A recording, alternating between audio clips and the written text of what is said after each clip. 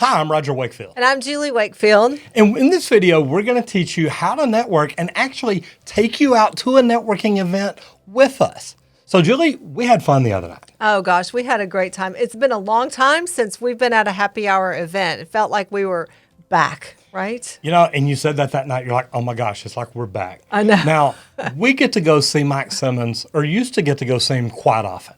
He literally does a happy hour once a month. It's a business networking event, and it's really a good thing. I know I call it a happy hour. It's really not a happy hour. It is a business networking event. Oh yeah, it is. It's a business networking referral event. This event used to have probably 100 to 200 people at it every month, but then COVID hit, and then we didn't have it at all. And he's recently started it back up. So while the crowds are still pretty small, they're not back where they used to be, it was still good to get out and meet new people. Now, the good thing is Texas is opening back up a little bit. But the thing that I want y'all to remember, because Julie and I teach people how to network all the time, the thing that I want you to remember is the things that we teach you to do at a networking event, you can also do online. Those of you that don't know, we are associated with Master Networks Houston. We own the Houston region. We're partners in the Houston region. And literally, we had our first virtual chapter form today. Right. We got to make that announcement today. It was very exciting. So anyway, we're going to talk to you about networking, and we're going to actually show you some footage and introduce you to some people that we actually got to network with just the other night. So number one, greet your host. Always greet the host. So this sometimes may take a little bit of research. Remember, we talk about that a lot. Know what event you're going to. If you know who the host is, you greet them when you walk in, you talk to them and let them know, hey, remember, I'm a plumber. If there's any real estate agents, property management people, anything like that, or anybody that you think I could be a great synergistic partner with, would you please let me know who it is and introduce me to them? Right. You know, the host is the person who knows everyone who's there. They're usually standing at the door greeting people, or they're at a very significant spot at the event.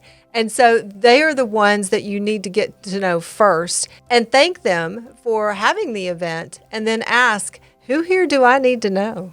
Now, she talked about a significant spot. Now, you've heard me talk about it before.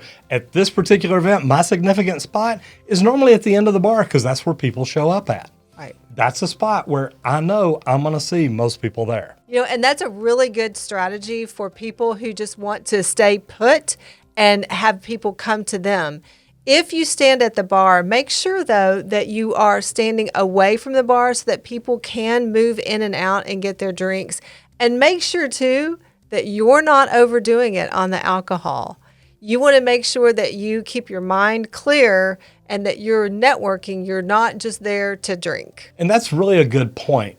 Just think about everything that you're doing while you're there. You're there to network. You're not there for happy hour. Another big deal is entering and exiting conversations gracefully. Now, me, that's kind of why I like to stand at the end of the bar. Normally when people come to the bar, I used to be a bartender. So starting a conversation there is very easy. It's your comfort zone. It is. I feel so comfortable right there. Right. And when I see people walk up and they're like, you know, what should I get? And maybe it's a new bartender, and they're like, you know what, I have no idea. What do you like? Man, I can listen, and I can normally give them some great advice. Right. But entering and exiting a conversation, that's hard for a lot of people to do. Right. So I like to mingle around. I like to go around to the different groups and introduce myself and just visit with as many people as I can.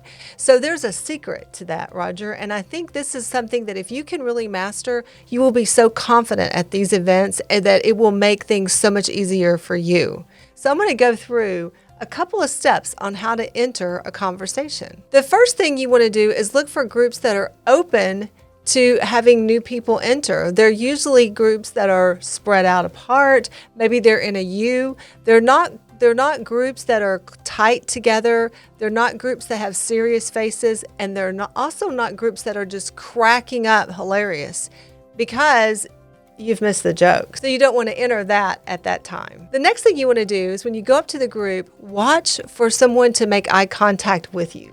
When they make eye contact with you, smile and say hello, introduce yourself, and then say, may I join you? Those words are golden because most people are going to go, absolutely, come on in. And then once you're in, you introduce yourself. Usually they'll introduce themselves. And then you can say, I didn't mean to interrupt. Tell me what you were talking about. Now you're in the conversation. And another thing is when that person does make eye contact, sometimes just nod, smile at them. They'll say, so how are you doing? Sometimes just little things like that can bring you right into a great conversation. A good way to exit for me is if I see someone else. Now remember though, when you're in a group, you don't want to be continuously looking around the room. Right.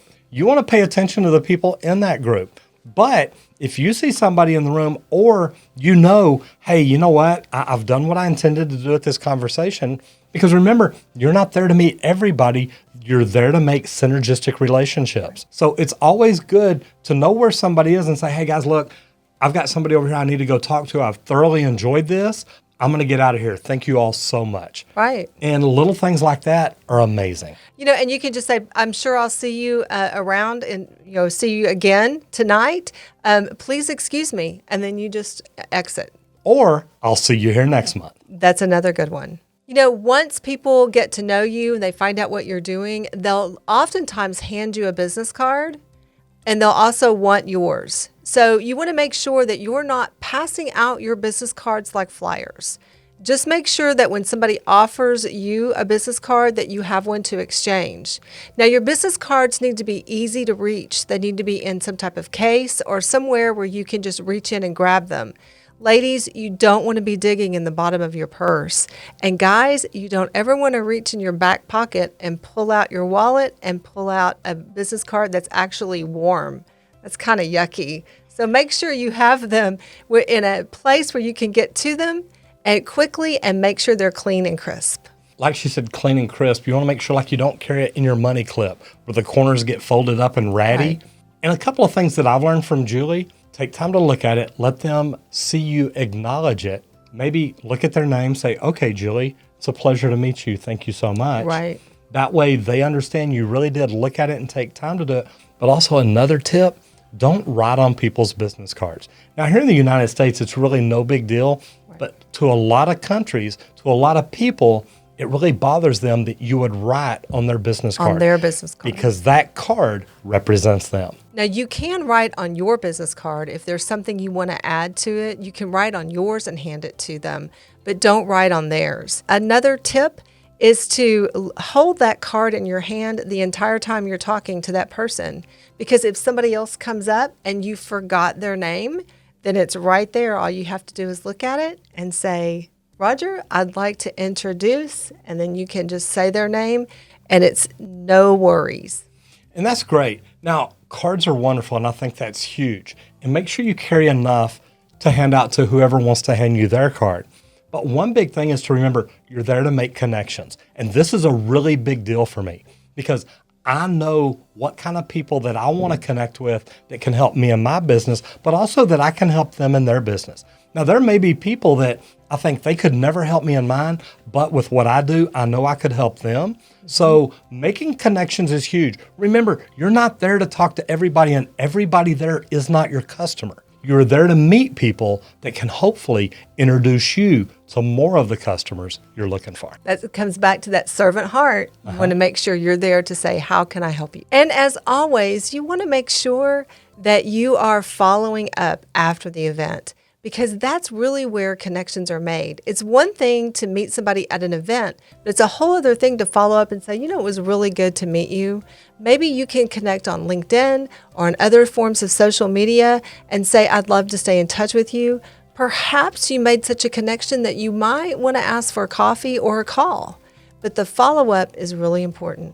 That's my horrible part. Look, I love meeting people, and if I see somebody that I really connected with and I think I can help them, I'll normally shoot them an email or maybe send their information to somebody that I think they can do good with. It's not about just getting that card and going home and putting it in your CRM. So now they're in a drip campaign where you're sending them emails every month or every week that they've never even asked for. Right. There's a lot of people you will offend that way. So don't put somebody in your CRM until you get to know them and talk to them, and then maybe ask them, hey, can I go ahead and put you in my CRM? Because I have some great value that I think can really help you in your business. That's a great tip. So if we've given you a tip here that you think's valuable for you, do me a favor and leave a comment down below and let us know what you think was valuable for you. Or if we didn't give a tip that you think is huge for networking, also leave us a comment down below and let us know what you thought. So if you enjoyed this video, do me a favor, give us a thumbs up. And if you know anybody that can use this information, share it with them. I'm Roger Wakefield. And I'm Julie Wakefield. And we'll see you in the next video if we don't see you at a networking event first.